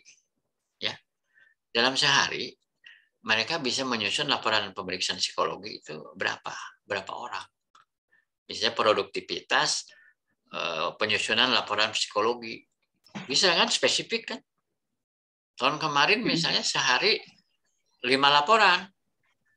Misalnya sehari 5 laporan. Sekarang mau berapa? Tahun 2022. Bisa kan dibikin kayak gitu. Ya, oh iya, oke. Jadi ya memang harus dicari. Nanti memang merujuknya ke job desk dia sih, job desk yang bersangkutan. Ya. Iya, Pak. Ya nanti kualitasnya cari kualitas apa, misalnya kualitas biaya dan seterusnya. Gitu. Ya. Ya, terima kasih Pak. Ya.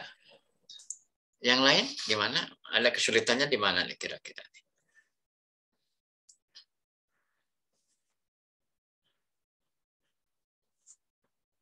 Mahalinnya gampang nggak bikin ini? Masih, udah Pak, udah. Masih aman. Masih aman ya. Pak Dwi gimana Pak Dwi? Di tempat Bapak bisa diterapkan nggak ini? Bisa dipraktekkan nggak? Kalau di tempat saya ini Pak, kayaknya belum dapat sih Pak ya untuk menerapkan ini. Ya. Memang ini juga kan menuntut data dan pelaporan ya. Karena kita harus punya pembanding. Tahun kemarin kayak gimana profilnya? Profil pencapaian. Iya nggak? Iya Pak. Kalau belum ada ya harus apa dulu lah. Mungkin tidak semua, mungkin Pak Dwi ya. Iya, nggak berarti harus 7-7-nya langsung dijalanin. Kalau belum ada ya mungkin kita bertahap ya. Apa dulu lah misalnya. Tapi kalau yang namanya ini nih yang moral kerja ya saya kira ini mah mestinya ada ya. Ya ada Pak. Ya seperti kehadiran, tidak terlambat dan seterusnya mestinya ada dong.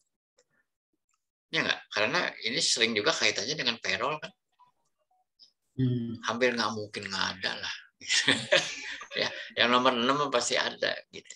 Ya. Yang safety juga banyak sih perusahaan-perusahaan yang tidak memelihara laporan ya karena dianggap kecelakaan itu sangat jarang terjadi sehingga tidak benar-benar dikelola. Ya udah ya cuman ya dibikin laporannya arsip tapi datanya tidak di manage gitu tidak dibikin satu pelaporan yang rutin gitu ya. Tapi kalau diproduksi itu bagi kami diproduksi ya karena kami pabrik gitu produktivitas kualitas biaya dan ini 1 2 3 4 ini pasti ada dan ini sering menjadi bahan meeting yang nggak ada habisnya gitu diobrolin terus itu produktivitas kualitas cost delivery ya. Jadi bisa bertahap ya Pak Dwi ya. Ya Pak ya. Kalau nggak bisa semua langsung ya mana dulu lah gitu ya. Bertahap. Nah setelah kita silakan. Kalau tadi Pak mengenai yang nomor 3 dengan nomor 7 Pak ya. Kalau misalnya ini yang biaya cost itu maksudnya tuh kalau di breakdown ke orang-orangnya maksudnya gimana ya Pak ya? Ngitungnya seperti apa gitu? Kan biasanya kalau namanya biaya mah per departemen kayak gitu. Bisa juga kalau sejauh mana dia berkontribusi pada biaya itu bisa dimasukkan. Tapi kalau tidak langsung agak sulit. Bisa aja itu tidak dimasukkan dulu ya, Bu Haripah. Gitu. Terus kemudian atau yang nomor 7? Kalau di produksi bisa saja. Misalnya ongkos produksi per potong kan bisa. Ya.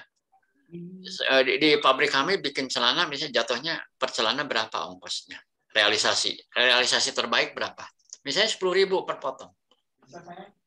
Ya kan? Misalnya 10.000 per potong. Nanti pengen berapa? Tetap misalnya. Ya. Menurunkan biaya itu mungkin tidak. Gitu ya. Karena juga dengan naiknya upah minimum juga kan itu juga kendala. Kan gitu. Ya paling dihitung dulu apakah angkanya akan stagnan. Gitu ya. Jadi sekalipun upah minimum naik, tapi mereka punya target bahwa biaya produksi per potongnya itu tidak naik begitu. Ya. Bisa begitu. Artinya mungkin itu dilihatnya secara keseluruhan dalam satu departemen ya Pak ya. Kalau ke individunya individu itu kalau memang bisa diukur itu bisa dieksekusi. Tapi kalau sulit diukur jangan dulu dimasukkan. Ya. Jadi jangan sampai kita juga terjebak begini. Kita ingin ideal misalnya ya. Semua itu dibikin gitu ini 7-7-nya itu. Tapi dalam pengukurannya sulit. Dalam pengukuran dan pelaporannya atau bahkan mungkin datanya nggak ada. Ya. Misalnya data tentang keselamatan kerja kita nggak ada, berarti kan belum bisa dijalanin. Pembandingnya itu data historis masa lalunya kan kita harus ada dulu, gitu kan? Atau bisa saja pakai asumsi. Udah aja di sini masih kosong misalnya. Ya udah di sini kita bikin aja target, semacam target trial gitu ya, target uji coba gitu. Tulis saja di sini misalnya zero accident. Jadi nggak boleh ada yang kecelakaan kerja gitu. Ya. Oke. Kalau itu Pak, yang nomor 7 peningkatan kompetensi. Nah itu biasanya itu maksudnya dituntut orangnya untuk meningkatkan diri atau memang misalnya setiap departemen ada tugas untuk meningkatkan kompetensi bawahannya masing-masing kayak gitu. Atau stafnya masing-masing itu gimana Pak itu Pak? Oh ya, itu memang jadi beban semua. Menjadi tanggung jawab semua. Dan formulir ini kan individu sifatnya, Bu Harifah. Ya kan di sini ada nama karyawannya dan nama atasannya. Jadi ini akan menjadi kerja bareng dua orang ini gitu. Ya, tetapi yang menjadi objeknya adalah si bawahan. Si bawahan ini dengan didukung oleh atasannya itu. Misalnya tahun lalu itu ada yang belum dikuasai, misalnya teknik presentasi misalnya. Dia tuh presentasinya belum bagus gitu kan. Padahal dia itu banyak sekali kerjaannya harus presentasi. Maka yang akan dikuasai 2022 itu adalah teknik presentasi menjadi lebih baik. Ya, lebih pandai dia menyampaikan presentasi. Itu yang harus diimprove. Itulah yang disebut sasaran peningkatan kompetensi. Dan itu targetnya kapan tercapainya? Misalnya bulan April, misalnya atau bulan Mei. Ya. Ini kan dibikinnya bulan Januari, bulan sekarang. Ya kan, performance plan. Misalnya kalau untuk meningkatkan kompetensi ini Pak, misalnya tadi teknik presentasi mungkin melalui pelatihan misalnya Pak ya. Betul. Nah, nanti biayanya itu siapa yang tanggung Pak? Biayanya kalau ini adalah memang dalam rangka performance management ya harusnya menjadi tanggungan perusahaan. Ya. Kecuali kalau atasannya yang melatih, berarti kan nggak perlu biaya. Maksudnya itu apakah dituntut si orangnya pribadinya juga mengikuti pelatihan yang ya tanggung jawab pribadi lah ya ikut keluar pribadi gitu Pada umumnya tidak demikian. Perusahaan yang memfasilitasi. Ya. Itu kan nanti bisa dijadikan training request. Ini kan bagian dari training analisis juga sebenarnya. Akan menjadi permintaan pelatihan ke perusahaan melalui HR department. HR department akan memfasilitasi. Oh, ternyata ini misalnya di perusahaan kita ada 10 orang yang butuh belajar teknik presentasi. Itu akan menjadi satu kelas kan. Oke. Jadi kan ini akan mengalir semua tuh data ini tuh, formulir ini tuh akan mengalir ke HR department dan kemudian akan di follow up. Nomor 7 ini akan menjadi kalender training gitu, Bu Harifah. Ya kan? Bayangin aja sepabrik dikumpulin gitu ya. Berapa lembar ini formulir ini masuk. Dan ini kan dikompilasi kan. Oh, ternyata banyak yang sama. Jadi sebenarnya sih seperti yang sederhana ya, satu orang ngisi 1 lembar formulir ini, ya ini 2 lembar sih. Ya. Bisa juga dengan secara digital, sebenarnya nggak harus manual ya, bisa juga digital. Misalnya dengan menggunakan Google Form kan bisa. Ini dibikin Google Form kan bisa, Bu Haripah. Iya kan? Tidak harus bentuk seperti ini kan. Lebih gampang pakai Google Form sebenarnya. Sehingga itu langsung bisa diolah dengan cepat gitu oleh HR department, sehingga kita tahu ya lebih gampang kan. Nanti ada optional di sini yang belum dikuasai apa. Yang bisa dijadikan rujukan kan model kompetensi ya. Model kompetensi di perusahaan itu. Ya, bisa dibikin di breakdown supaya lebih pasti. Kalau orang disuruh ngisi secara essay itu kadang-kadang groupingnya yang susah kan. Groupingnya susah. Gitu. Ini bisa diolah lagi sebenarnya kalau mau secara digitalisasi juga bisa. Gitu. Nah ini tuh tidak gini. Yang belum dikuasai itu karena memang dalam pekerjaannya penting gitu. Kalau oleh pekerjaannya nggak dituntut ya nggak perlu. Buat apa? Ya kan? Misalnya ada satpam yang merasa dia belum bisa teknik barista, yang ngapain satpam mesti pinter bikin kopi? Nggak perlu.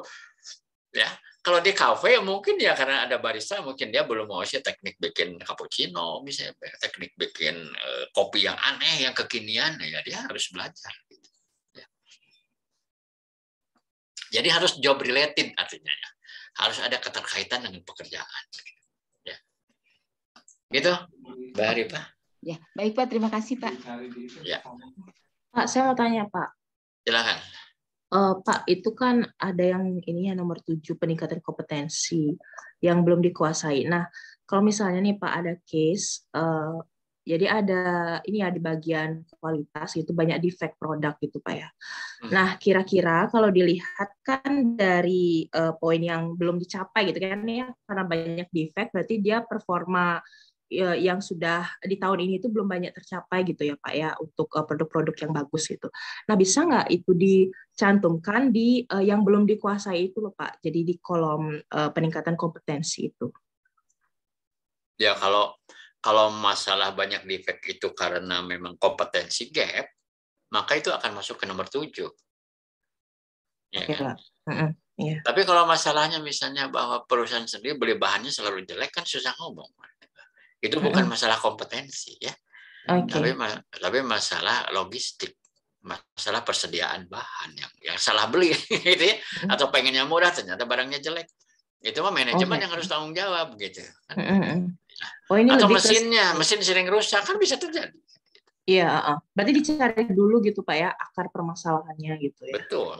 Oke. Jangan ini Pak, diagnosisnya ya, jangan salah obat nanti. Ya kan? Oke Pak ya. Masalah itu kan sering-seringnya kan simptomnya. Simptom, makanya kan kita diajari gitu yang namanya teknik root cause ya. Akar masalah itu ya, dengan Ishikawa itu kan.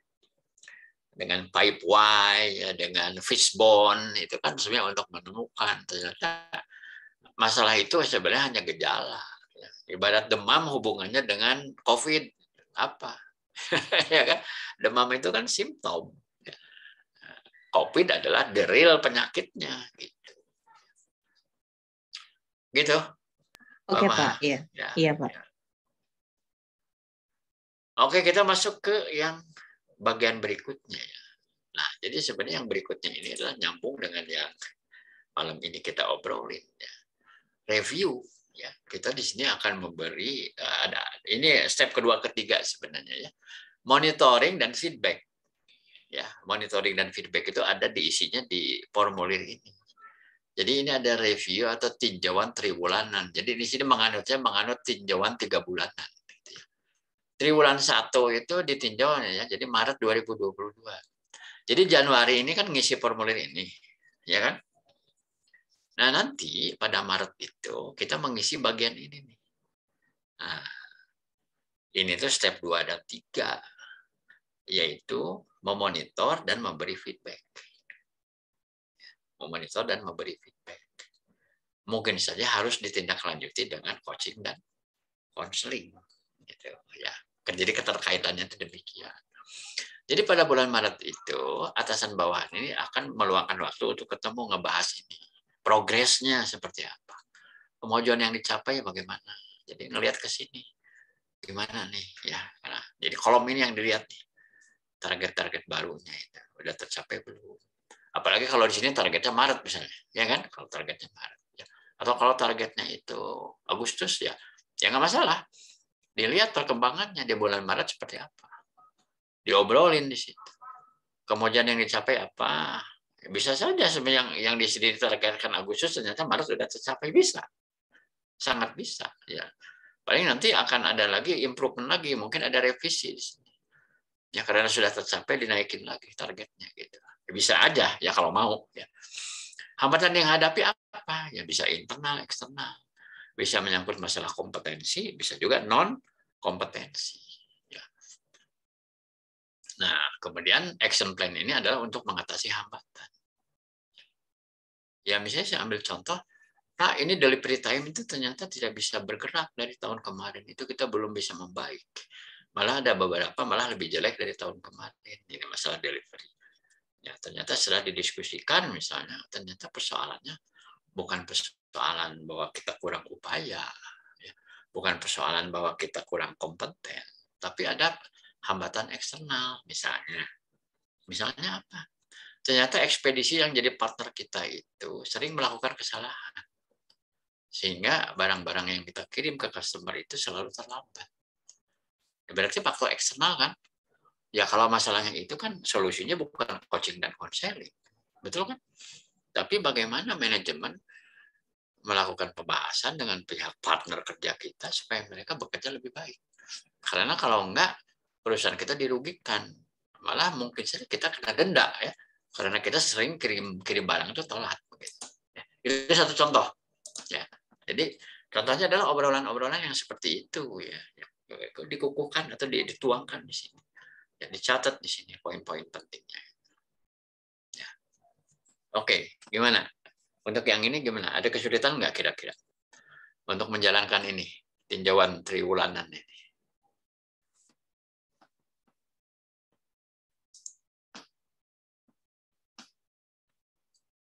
Belum, Pak. Ya sebenarnya asal mau aja kan sebenarnya. Sediakan waktu sekalipun cuma 1 jam. Ya, diobrolkan dengan tim kita. Nah, triwulan 2 yaitu bulan Juni. Ya. Sama yang diisinya itu kemajuan yang dicapai apa, hambatan dihadapi apa, action plan-nya apa untuk mengatasi hambatan ini. Masuk di September itu triwulan 3. Jadi untuk interim review-nya atau tinjauan itu sebenarnya cuma 3 kali. Kalau kita menganut yang namanya triwulanan, yaitu Maret, Juni, dan September. Jadi pada saat masuk akhir tahun itu sudah bukan lagi review, ya, tapi masuk kepada evaluasi. Nah ini Desember. Jadi sudah ke PA sebenarnya di sini. Ya, performance appraisal atau performance evaluation. Ini dilakukannya Desember. Jadi sebenarnya tinggal copy paste dari yang atas masuk ke sini, pencapaian baru yang ditargetkannya. Jadi ini hanya mengambil yang ini kan, bagian kolom ini kan.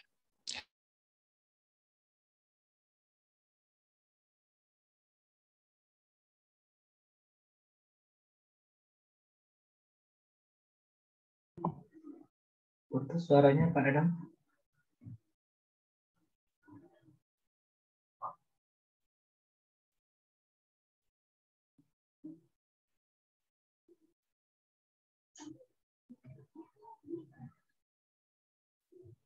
Halo Pak Dadang, suaranya terputus.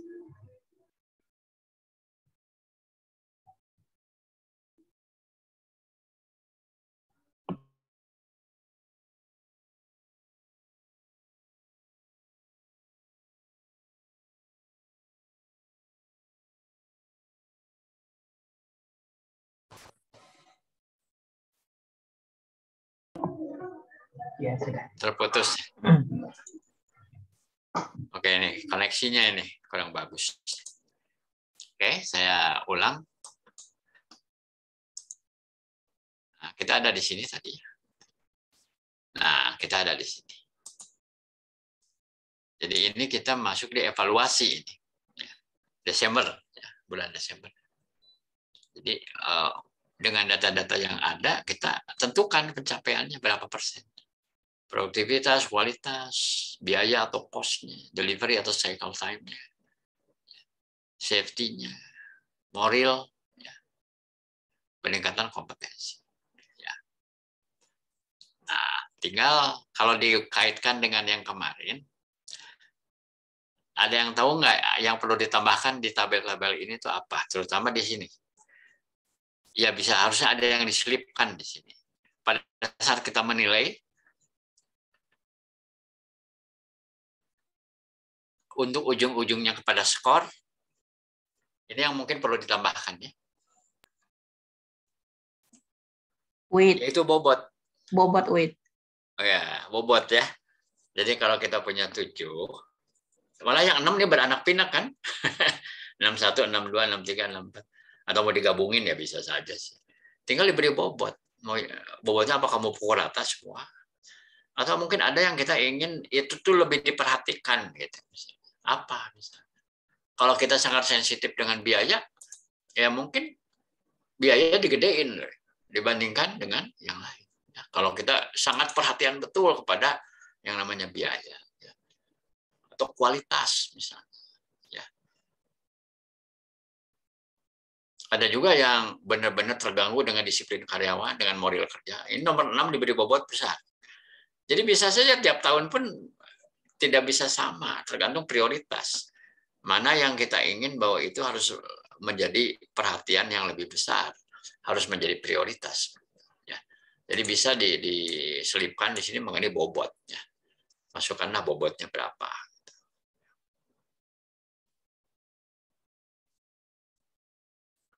Nah, nanti kan untuk memudahkan hitung-hitungan juga sebenarnya. Ya. Karena nanti endingnya kan ini, kesimpulan dan saran, ya, yudisium. Target kinerja tercapai dengan predikat yang mana? Ya, ini yudisium. Kalau 100% atau lebih sangat memuaskan. Jadi ini menggunakan kriteria PAP ya, penilaian acuan prestasi. Memuaskan itu kalau 90-99, cukup memuaskan itu 80-89. Kurang memuaskan itu kalau 70-79. Kalau di bawah 70% itu tidak memuaskan. Nah, tinggal ini saran dan usulan. Perlakuan untuk yang bersangkutan atas prestasi yang dicapai dan atas hambatan atau kekurangan yang ada itu apa. Kalau yang standar kan sebenarnya adalah reward and punishment.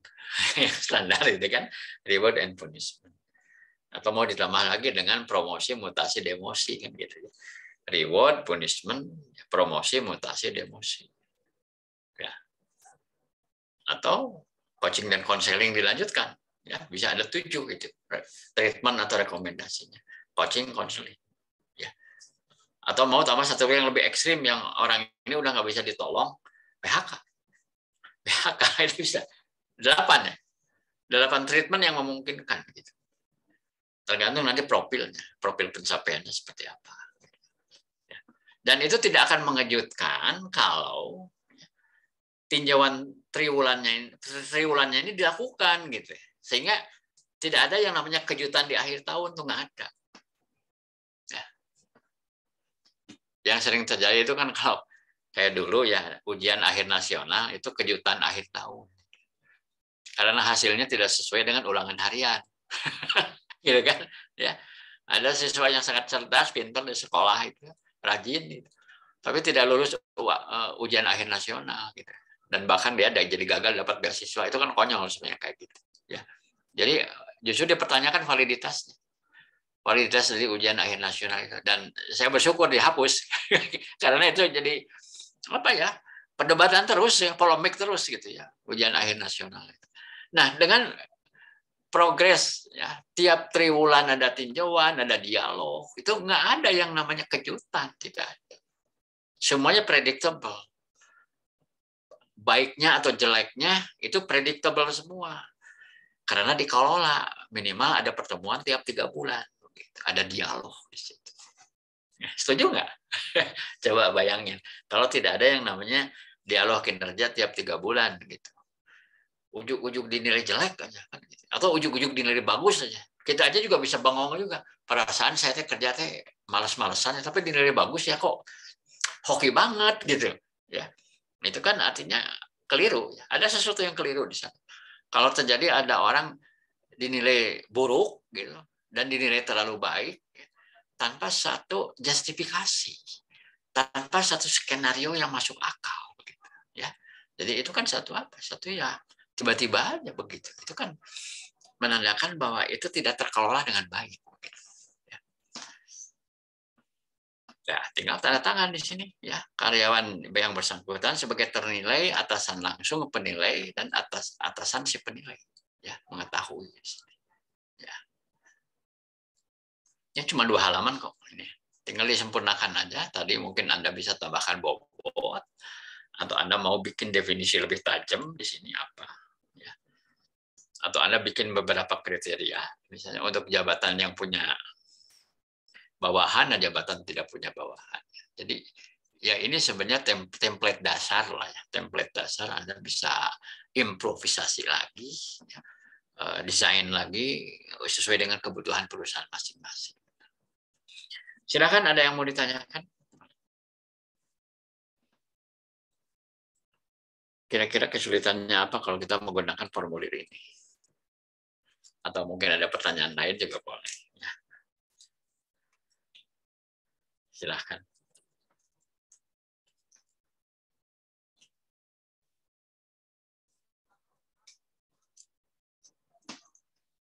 Ada yang pernah punya kasus nggak mengenai penilaian ini?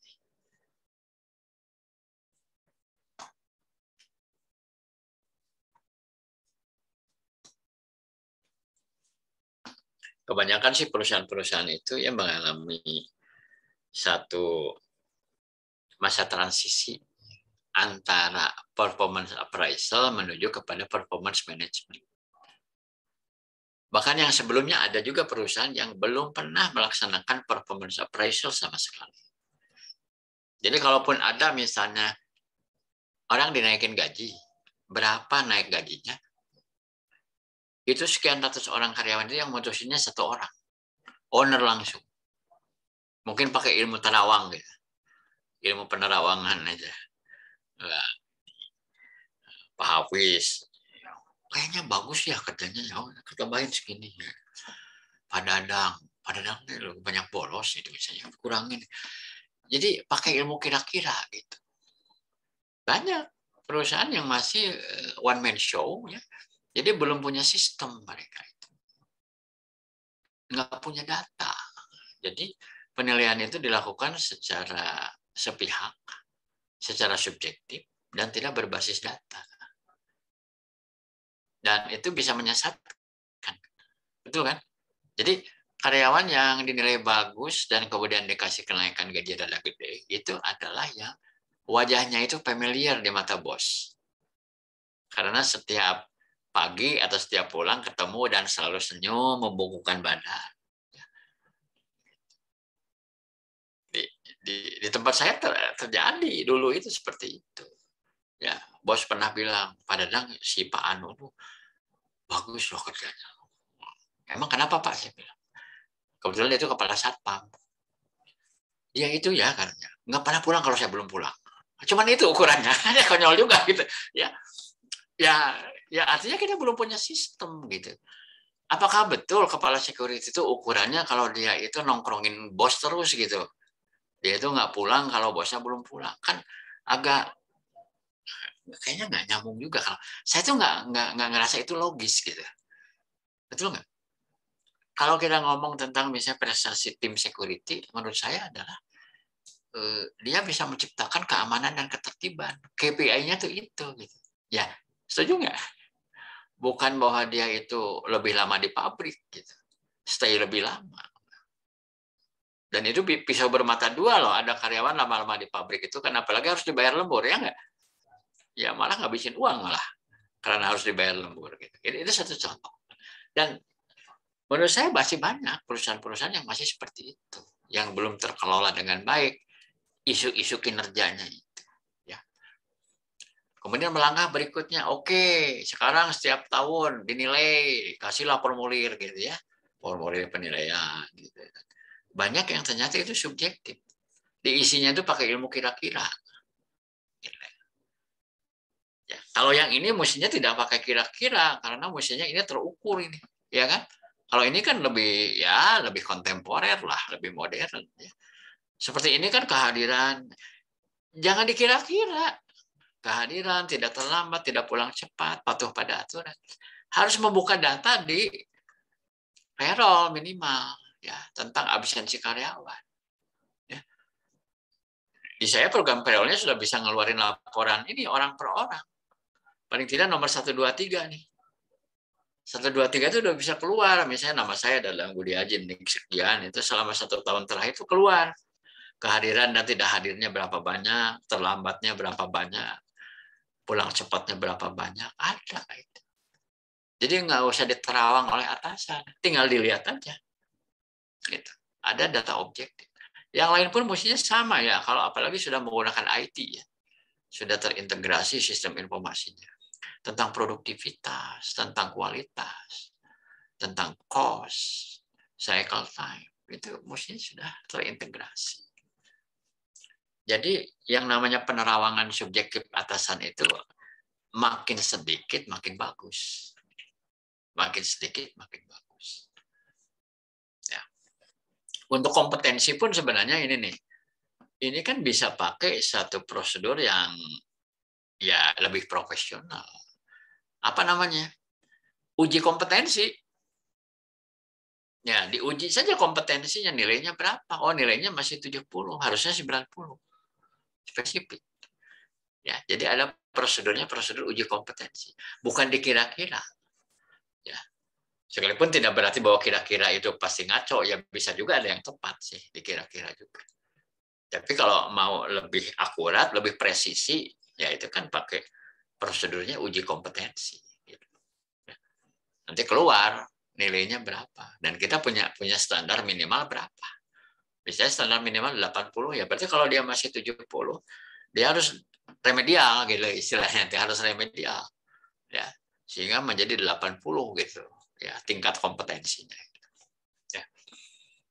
Jadi kalau lihat evolusinya di dalam sebuah organisasi, sistem manajemen kinerja itu bisa dimulai dengan tidak ada penilaian sama sekali. Ya, itu yang pertama, yang paling primitif, itu nggak ada penilaian sama sekali gitu ya. Bablas aja gitu, nggak ada penilaian.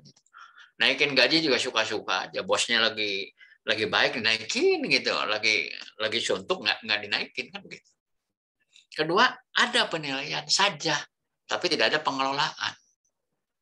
Tetapi masih subjektif, pakai ilmu kira-kira. Dan bahkan masih one man show. Sepabrik dinilai oleh satu orang bos. Bisa terjadi seperti itu. Ya, dikira-kira. Berikutnya mulai melibatkan bahwa masa iya sih presiden direktur mesti menilai 2.000 orang karyawan sendirian, kan nggak masuk akal. Ya kan? Maka mulai dia mendelegasikan per departemen, nilainya sendiri. Itu kan anak buah Anda.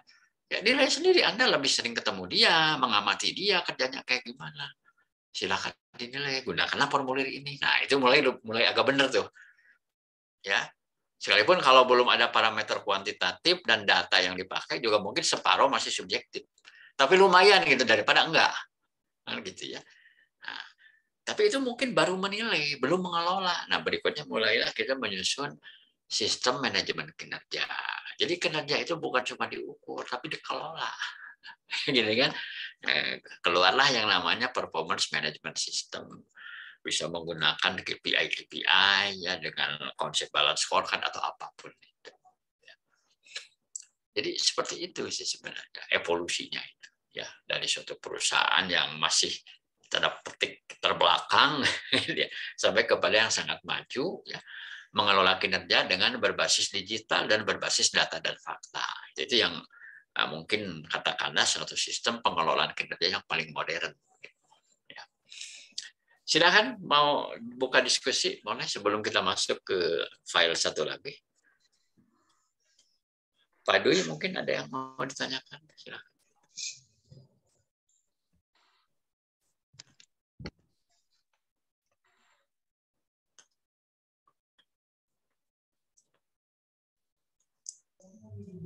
Kalau di Pak Dwi gimana? Sudah di mana perjalanannya? Ini Pak, kalau agak dinaikkan sedikit slide-nya Pak. Gimana? Agak dinaikkan sedikit Pak, slide-nya Pak. Nah, ini Pak. Oke Pak. Ini kan Pak, ada ibaratnya perbandingan ya Pak ya di tahun 2021 sama 2022 Pak. Jadi kalau di tempat saya ini Pak, istilahnya baru memulai Pak. Inilah istilahnya untuk merancang gitu loh Pak. Sarannya itu gimana Pak kalau belum ada perbandingan sebelumnya? Pakai asumsi saja atau pakai benchmark. Jadi kalau kita tidak bisa membandingkan diri kita dengan kita tahun lalu atau tahun sebelumnya, bisa kita menggunakan benchmark. Benchmark itu acuan, Pak. Mungkin kita punya kompetitor, Pak, misalnya. Atau mitra kerja yang bisnisnya serupa dengan kita. Mereka yang kita nilai bagus itu kayak gimana? Gitu. Kayak saya misalnya, ya. Pabrik lain kalau bikin celana itu bisa 9.000 perak loh. Nah, itu berarti benchmark biaya kan? Benchmark biaya produksi. Ya kita harus lebih baik dari mereka dong. Ya minimal sama lah 9.000 aja patok gitu. Bisa. Jadi kita menggunakan benchmark. Kalau kita tidak memiliki data historis sendiri gitu. Itu solusinya Pak. Salah satu solusinya. Benchmark itu lebih masuk akal Pak daripada dikira-kira. Betul nggak? Cara kita mengetahui Pak gimana Pak? Ya harus saling berbagi informasi dengan mereka. Ya, ada juga yang katanya menggunakan yang disebut business intelligence. Itu istilah kerennya ada, business intelligence. Tapi kalau kita misalnya di asosiasi sektor, misalnya sesama tekstil, sesama garment, sesama outsourcing, ya biasanya mereka punya wadah dan mereka bisa saling sharing informasi satu sama lain. Nah, itu kan bisa digunakan sebagai bahan untuk benchmark. Ya kita lihat aja yang sekelas dengan kita dan dinilai bagus itu siapa. Ya kita tukar pikiran dan tukar informasi dengan mereka. Ya untuk melakukan benchmark ya, sebagai patokan awal ya. Nanti kan kalau sudah itu dilakukan tahun depan kita udah punya data sendiri kan. Atau kalau mau dipakai dua-duanya boleh ya, benchmark kepada kompetitor atau partner, bisa juga ngelihat data historis yang kita miliki sendiri. Bisa juga dikombinasi. Dan manfaat dari benchmark itu apa, Pak? Manfaatnya adalah bahwa kita itu bisa masuk dalam persaingan.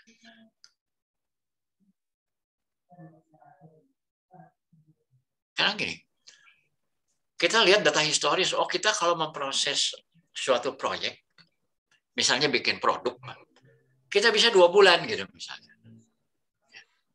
2 bulan. Oke, kita tingkatkan jadi 1,5 bulan.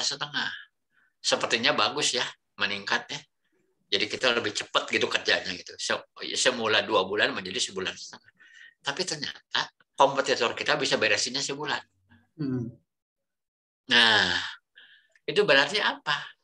Kita sudah salah ya memakai dasar penilaian. Kita melihat diri kita yang terbaik di masa lalu. Ternyata kompetitor kita udah jauh lebih baik. Artinya kalau kita tidak merujuk kepada pesaing kita akan kalah bersaing. Karena kita tidak bisa mengikuti. Jadi manfaatnya demikian, Pak. Kalau kita menggunakan benchmark. Gitu. Oke, Pak. Ya. Yang lain silakan. Di tempat Bu Lina gimana? Bu Haripah gimana? Data-datanya udah ada nih. Laporan-laporan ini.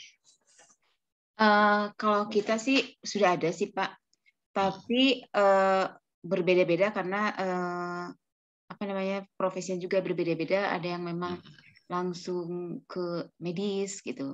Jadi medis. Jadi ada aturannya tersendiri sih. Paling ini dipakai di tempat yang umum gitu Pak. Misalnya yang perkantoran kayak gitu. Kalau untuk yang nomor 6 sih pasti sudah ada itu. Yang lainnya sesuai dengan job desk masing-masing sih Pak. Ya, betul. Ya bisa juga menggunakan klasifikasi ya. Kalau di rumah sakit ada medical dan non medical misalnya ya. Iya. Ada yang core. Kalau medical kan core ya intinya. Iya, betul. Iya. Di luar medical itu ada supporting kan ya. Ya, jadi ada tenaganya yang memang tenaga klinis itu memang ada undang-undangnya yang memang harus ada peraturannya memang Pak di akreditasi itu ada yang dituntutnya memang seperti itu gitu, performance appraisalnya. Betul. Mau nggak mau harus ikut ya.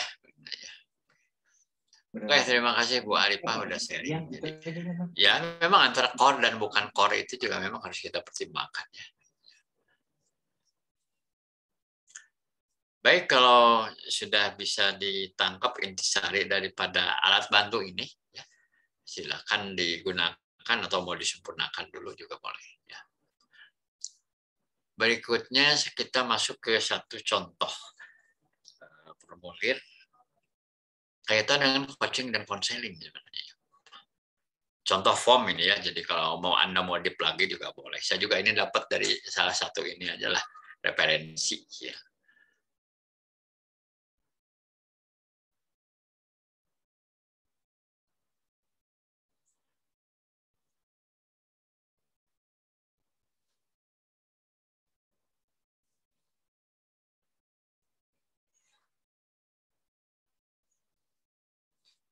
Nah, jadi formulir ini sebenarnya bisa melengkapi formulir yang tadi, terutama dalam bagian tinjauan sebenarnya.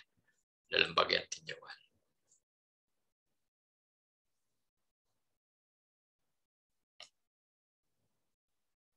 Nah, ini adalah form. Form coaching dan konseling. Ya, ini agak kurang jelas nama company-nya. Tapi logonya seperti ini. Di sini dia kasih dulu definisi apa yang dimaksud dengan coaching dan konseling. Coaching menurut perusahaan ini adalah memahami proses pekerjaan, mencapai goal bawahan dan kendala yang muncul dalam proses kerja dalam mencapai tujuan tersebut. Kemudian konseling adalah memahami kendala komunikasi, leadership, attitude, termasuk aspek emosional, bawahan dengan atasan atau lintas departemen lain, dan menasehati ya.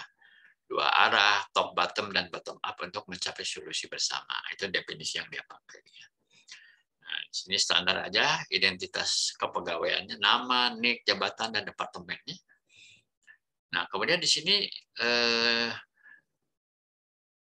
ada ditulis tentang coaching dan atau konselingnya untuk keperluan apa. Ya. Ternyata di sini kaitannya dengan PKWT, ini ya, karyawan kontrak. Ya. Evaluasi kontrak pertama, kemudian evaluasi kontrak kedua, dan lainnya. Yang lainnya bisa saja kan dalam rangka manajemen kinerja, misalnya disebutkan di sini. Ya. Atau tinjauan. Ya. Tinjauan kinerja triwulan, misalnya bisa saja dimasukin di sini. Ya. Kalau nyambung dengan formulir tadi, bisa saja disebut misalnya tinjauan kinerja triwulan 1, triwulan 2, triwulan 3. Ya. Nah, yang pertama ini adalah bagian tentang coaching. Ya. Proses pekerjaannya apa yang memang perlu dilakukan coaching gitu ya. Goal dan KPI-nya apa, pencapaiannya seperti apa, kendalanya apa. Nah, jadi ini kendala inilah yang kemudian akan ditindaklanjuti. Jadi rekomendasi atasan langsungnya apa? Apakah dia akan dikirim training atau non training? Non training mungkin hanya di coach saja oleh atasannya. Karena mungkin itu hanya masalah isu-isu yang spesifik yang bisa langsung on the spot diberikan arahan di tempat kerja. Gitu. Tapi kalau dia memang perlu memahami secara lebih luas, lebih utuh, mungkin saja karyawan itu tuh dikirim training. Ya bisa saja trainingnya malah keluar. Ya, gitu. Jadi di sini ditemukan dulu kendalanya apa, menyangkut proses pekerjaan apa, goal dan KPI-nya apa, pencapaiannya. Ya mungkin belum mencapai sasaran, kendalanya apa. Sebagaimana tadi disampaikan bahwa kalau coaching itu adalah solusi untuk masalah kompetensi. Tapi di sini ditambahkan juga training, bisa saja dikirim keluar misalnya, supaya dia memperoleh pelajarannya lebih utuh, gitu ya, bukan hanya sekedar penggalan proses kerja, gitu ya. Kemudian konseling, ya. Jadi ini kan tinggal di checklist aja. Untuk karyawan kita ini kita mau melakukan apa sebenarnya? Apakah coachingnya atau konselingnya? Tinggal di checklist di sini. Di sini ada satu uraian yang berbunyi ketidaknyamanan dalam pekerja. ya apakah karyawan itu terganggu kinerjanya karena dia merasa tidak nyaman, ya apa ketidaknyamanan dalam bekerja itu. Dapat dipilih satu atau lebih sesuai situasi yang dialami. Bisa saja dia tidak nyaman dengan atasan, ya. Atau dengan departemen lain, ya. Atau yang lainnya, bisa.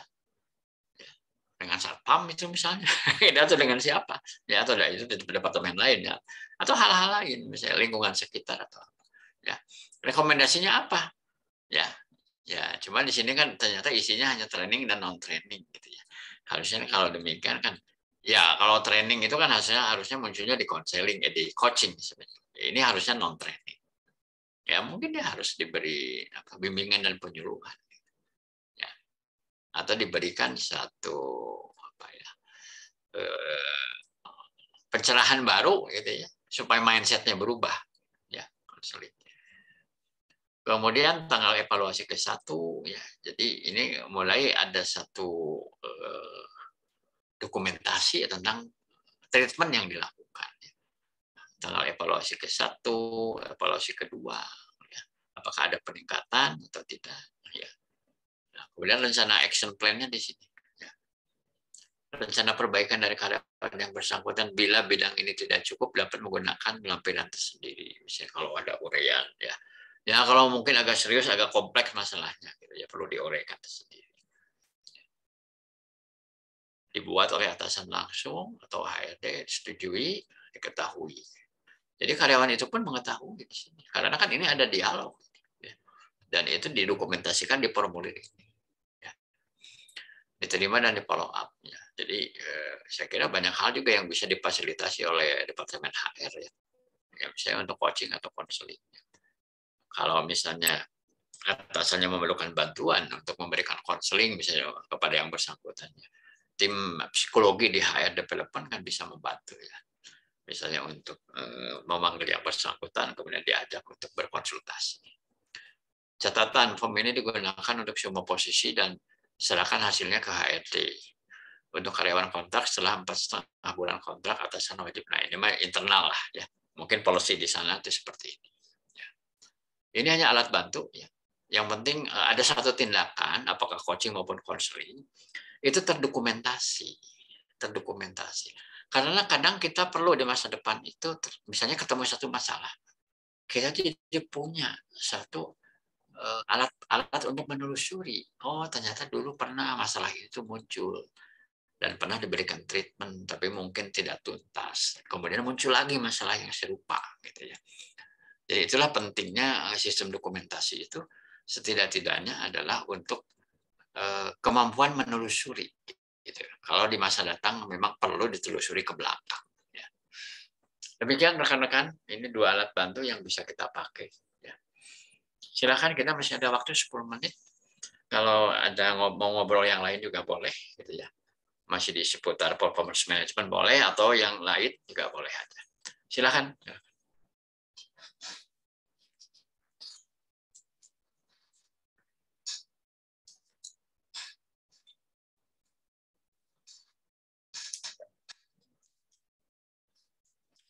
Ada kemana nih? Belum Pak dari saya.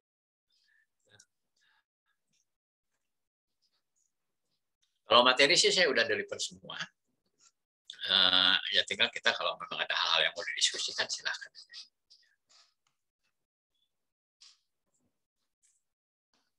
Kalau saya mengalami ya dari perusahaan yang tadi saya cerita evolusi perusahaan dalam hal aspek kinerja itu, saya mengalami dari sebuah perusahaan yang memang nggak ada penilaian sama sekali. Dan kadang itu bisa saja nggak ada hubungan dengan ukuran perusahaan. Bukan cuma perusahaan kecil, perusahaan gede yang belum punya penilaian pun ada, gitu ya. Perusahaan gede belum punya sistem penilaian. Gitu. Nah, saya ingat waktu pertama kali saya di perusahaan tekstil itu, kami sampai harus studi banding ke perusahaan mitra. Ya, kami kan tekstil waktu itu. Kami kebetulan punya partner yang memasok benang, itu perusahaan Jepang, ya. Perusahaan Jepang di Tangerang, namanya Tivico, Teijin, itu perusahaan Jepang, gitu ya, Teijin.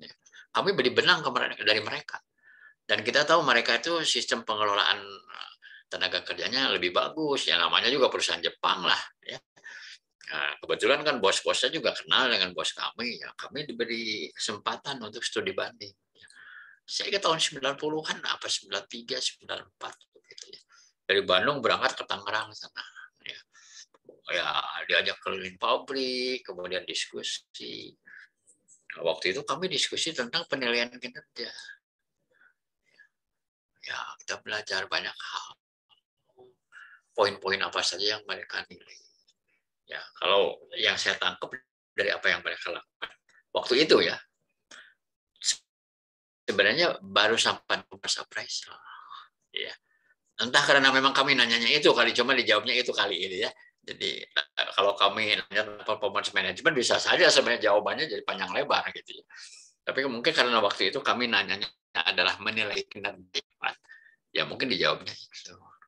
Saya ingat sekali waktu itu ya rekan kami HRD-nya di sana itu menjelaskan. Waktu itu saya masih muda, masih baru belajar gitu ya, baru jadi orang HRD 2 tahun, 3 tahun gitu ya, masih polos, masih blow on gitu ya. Waktu itu mereka punya konsep itu KSAR. KSAR itu apa? Knowledge, skill, attitude, and result. Jadi 4 itu. KPI-nya itu faktor yang dinilainya itu 4. KSAR, knowledge, skill, attitude, dan result. Result itu hasil kerja, output. Jadi di situ dia dibikin 4 itu diberi pengetahuan tentang apa, skill tentang apa, attitude seperti apa, hasil kerjanya. Kemudian dinilai pakai skala, ya. 1 sampai 10 begitu. Dan ya kita sempat juga mengadopsi dan memodifikasi. Nah, itu untuk kinerjanya. Tapi mereka kombinasi dengan kondite. Kondite itu gini, bedanya apa sih prestasi dengan kondite? Kalau prestasi itu lebih kepada apa yang dihasilkan. Apa yang diberikan sebagai kontribusi kita kepada perusahaan. Kalau kondite itu lebih kepada perilaku. Seseorang ya disebut kondite kerjanya bagus itu kalau dia itu disiplin. Kalau dia itu rajin, kalau dia itu bukan pribadi yang bermasalah, ya, maka disebut konditenya baik. Maka kemudian muncul faktor-faktor penilaian di seputar kondite itu adalah yang tadi itu, yang moral ternyata yang muncul. Kehadirannya bagus, ya, kemudian tidak pernah telat, ya, tidak pernah pulang lebih cepat, ya, tidak melanggar peraturan. Dan itu pakai poin-poin juga. Ada nilainya. Jadi itu digabungkan nilainya itu. Antara nilai prestasi dan nilai kondite. Kalau konditenya ada angkanya, artinya dia jelek, itu jadi nilai pengurang. Jadi pengurang. Gitu ya. Kalau ininya bagus, ya, 0 itu berarti tidak ada pelanggaran sama sekali. Tidak dikurangi, berarti nilainya bakal besar. Nah, itu saya sharing pertama kali saya belajar ya, tahun 90-an itu. Tentang penilaian kinerja dan kondite itu justru kami belajar ke perusahaan Jepang, ya, namanya Tivico ya, Teijin. Saya kira itu perusahaannya masih ada di Tangerang sana, tapi pemiliknya sudah ganti. Orang Jepangnya udah balik ke Jepang sana. Justru sekarang yang jadi ownernya adalah bos saya dulu, ya. Jadi bos tekstil saya dulu itu kemudian malah membeli perusahaan itu sekarang, ya, Teijin, ya, Tivico namanya, pabrik benang itu. Itu di Tangerang Kota itu. Tangerang Kota. Kalau sekarang itu kota, kalau dulu masih sepi. Ya itu sedikit aja sharingnya. Tapi kemudian kemudian saya waktu belajar MBO ya, saya pernah mengikuti kursus di PPM Jakarta. Saya di situ mengenal yang namanya konsep manajemen by objektifnya dari Peter Drucker. Manajemen berdasarkan sasaran. Yang waktu sesi satu saya sharing ke Anda semua bahwa itu tuh embrio daripada performance management system yang modern sekarang, termasuk OKR ya, OKR yang dipakai oleh Intel, yang dipakai oleh Google gitu ya. Basisnya itu kan dari MBO-nya Peter Drucker, dan itu adalah manajemen kinerja. Jadi yang dimaksud manajemen kinerja itu bukan cuma mengukur, tapi mengelola. Dari mulai merencanakan, memonitor, memberi feedback, ya, mereview ya secara rutin, sampai kepada mengevaluasi. Dan core-nya itu adalah dialog, ya, dialog kinerja. Itu sedikit aja sharing ya untuk melengkapi ya. Silakan, mungkin ada juga yang mau sharing atau mau bertanya, silakan.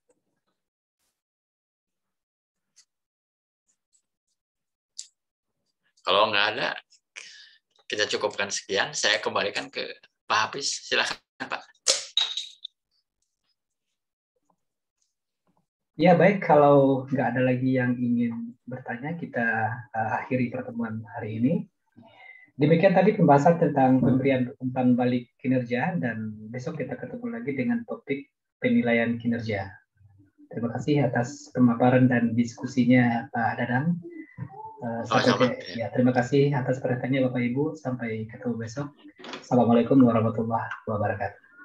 Waalaikumsalam. Terima kasih, Pak Dadang. Sama. Semuanya. Selamat istirahat.